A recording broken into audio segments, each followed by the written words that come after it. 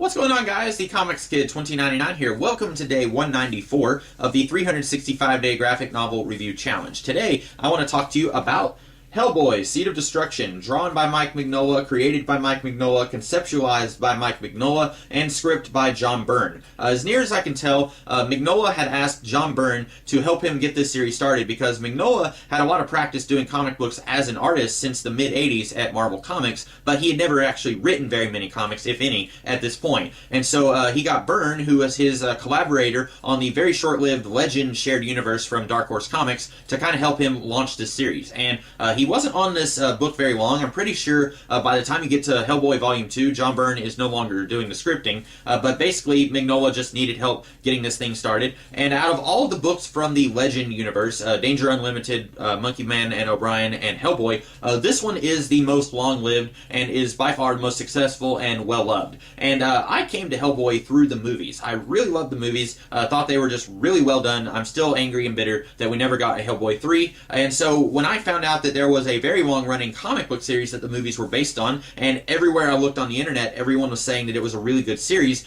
I read like the first 8 volumes of Hellboy, roughly, and unfortunately, I did not like this series. I had a lot of trouble trying to put my finger on why I didn't like this series, and I am going to be talking about all the volumes that I have, so I'm not going to try and just explain why I don't like the entire Hellboy series in one video, but there were several different reasons why I didn't like the Hellboy comics nearly as much as I liked the movies. And I think one thing, this is going to sound really pretentious, but I just think the movies are done better than the comics. And that's unfortunate because without the comics, there would not be any movies of Hellboy. But I really think that the movies took a lot of the groundwork that was laid down from the comics and improved on it in several ways. For example, the comics introduce us to Hellboy through his origin story, and the movie does almost the exact same origin story. We get to see Hellboy is being summoned to Earth by these Nazi sorcerer people, and then he is found by American Allied troops, and then they raise him to become a paranormal investigator. All that is basically identical in the comic and in the movie. But then in the movie, we get to know Professor Broom, Hellboy's adopted father, for a little bit before he's finally killed by one of the Nazis who is involved with summoning Hellboy to Earth.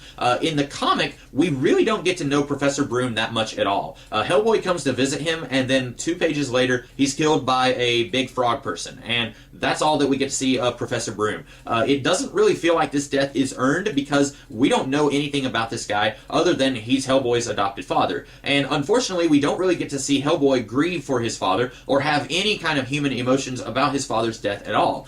He sees that his father's been killed, he goes and he kills this frog person, and then he calls headquarters and says, "Hey, Professor Broom is dead, and I killed the thing that killed him."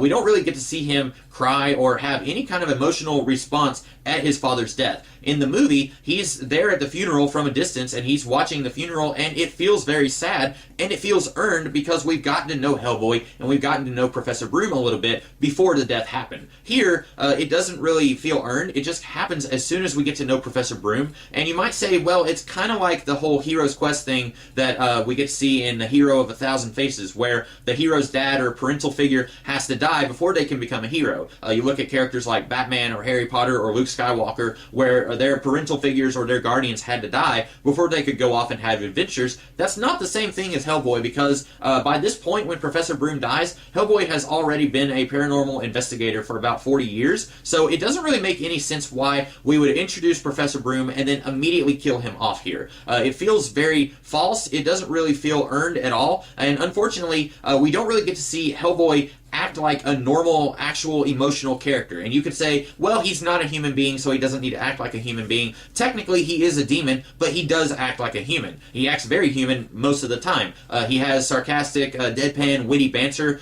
He acts like he was raised by humans because he was raised by humans, but then when something huge happens in Hellboy's life, like his adopted father dying, we don't get to see his human reaction to that, and that's unfortunate. After that, we get an entire issue that is almost entirely exposition from Rasputin, who is kind of the big bad of the series, I guess, and he was the one who was responsible for summoning Hellboy to Earth, just like he was in the movie. And here, he explains for almost an entire issue his life story, how he came in contact with the Nazis, and then how he summoned Hellboy, and then after that he felt lost, and then he went to the North Pole, and basically he was in suspended animation for like 50 years, something like that. And all of that is really boring, and I really wish that all that exposition stuff had been given to us in smaller chunks throughout this 4-issue miniseries. Don't give us an entire issue of exposition all at once. That's really badly done. Please, if you are an aspiring comic book creator, or if you're a professional comic book creator and you've somehow stumbled on this video, don't give an entire issue that's all exposition. You need to spread it out a little bit.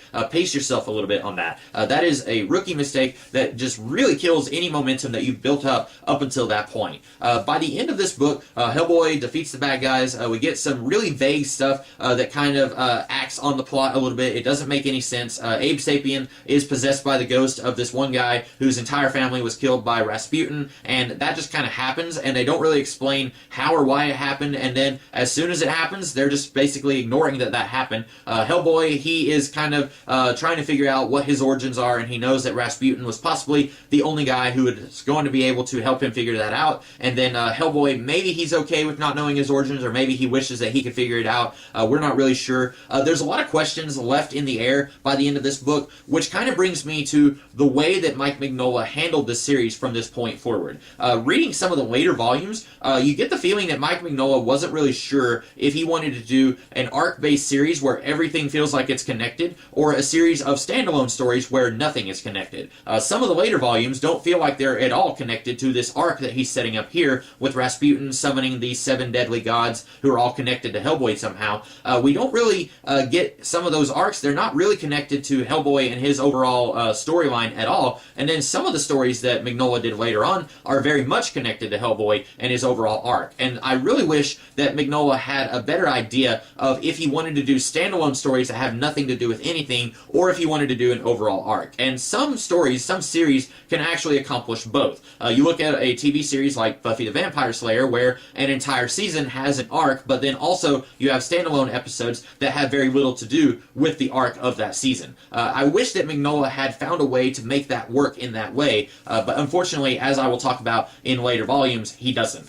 There's some other stuff here that I'm not sure if he ever follows up on again.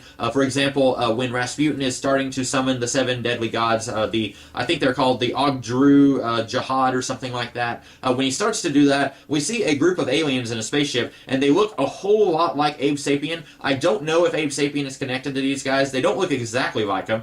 They've got these weird lines going down on their chin, and Abe Sapien doesn't have that. But they look a lot like Abe Sapien, and they're saying, hey, these 7 deadly gods are about to be summoned, and the captain is saying the only thing that can stop them is the force that once imprisoned them. And then we cut to Hellboy, and his hand is like in the foreground of that panel. So it's implying that Hellboy was somehow responsible for imprisoning these gods eons ago, but Hellboy doesn't know anything about his backstory, and since Hellboy was a baby when they summoned him in the 1940s, I'm not entirely sure how he would have been responsible for imprisoning these gods several billion years ago, but I'm guessing maybe or maybe not that stuff is going to be explained later on. Knowing how Mignola was kind of sketchy on a lot of the arc-based stuff in this series, he may not explain any of that. I don't know. So I am going to be talking about all the Hellboy books that I own over the next week and a half. So you can expect to see me gripe and complain about the Hellboy stuff a little bit more over the next several days. But if you are a huge fan of Hellboy, I guess I should have given this warning at the beginning of this video, but if you really like the Hellboy comics and you just can't stand to see anyone gripe and complain about this series and talk smack about it, you probably are going to want to just give a skip over the next week or so of videos. Or if you are just not interested in seeing me gripe and complain about Hellboy, then you probably want to skip these videos. But I'm going to try and give a fair shake to all these Hellboy books, but I didn't really care for this one. We will see if the next several volumes are any better. So those are my thoughts on Hellboy, Seed of Destruction. I hope that you guys liked this video, and if you did, be sure to like, share, comment, and subscribe, and I will be back tomorrow with a review of the next Hellboy book. In the meantime, you guys have a great rest of your day. Catch you later.